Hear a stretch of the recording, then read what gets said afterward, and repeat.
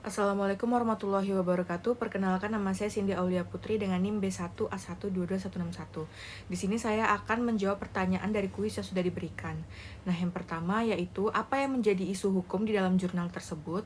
Nah, yang menjadi isu hukum di dalam jurnal tersebut ya ini adalah pembatalan dan pemutusan kontrak kerja secara sepihak dan pemutusan kontrak kerja tersebut di dalam keadaan yang memaksa, yaitu COVID-19.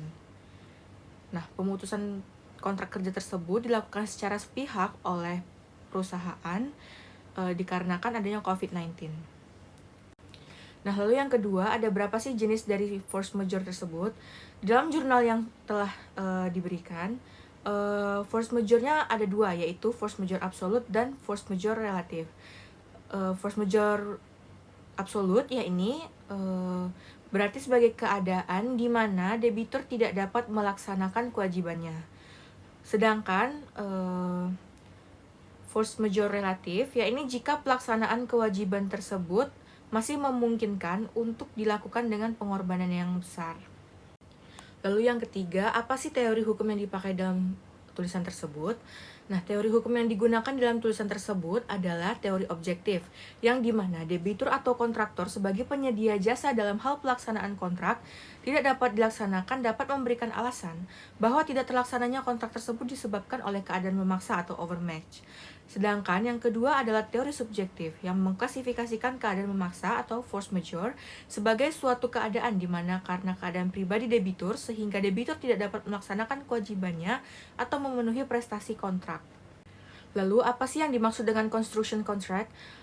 Kontrak kerja konstruksi atau construction contract adalah suatu perikatan yang lahir dari perjanjian di mana kedua belah pihak, yakni pengguna jasa dan penyedia jasa, saling mengikat diri untuk melaksanakan sesuatu pekerjaan tertentu dengan sejumlah imbalan yang telah disepakati bersama. Selanjutnya, apa saja muatan hukum yang penting yang harus dimuat di dalam construction contract? Dalam sebuah kontrak konstruksi, terdapat beberapa muatan hukum yang penting untuk dimuat guna memastikan kedua belah pihak memiliki pemahaman yang jelas mengenai hak, kewajiban, dan tanggung jawab mereka dalam sebuah kontrak konstruksi.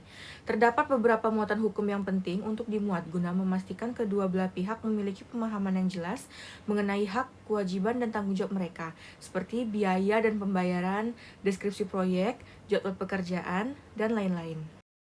Nah, apakah construction contract termasuk perjanjian bernama atau tidak? Nah, kontrak konstruksi atau construction contract termasuk di dalam kategori perjanjian bernama atau kontrak. Nah, ini adalah dokumen hukum yang mengikat antara dua pihak atau lebih yang terlibat di dalam sebuah proyek konstruksi. Dalam hal ini, pihak yang terlibat biasanya adalah pemilik proyek atau pemberi kerja dan kontraktor sebagai pelaksana kerja. Selanjutnya, apa sih yang menjadi kebaruan dari tulisan tersebut?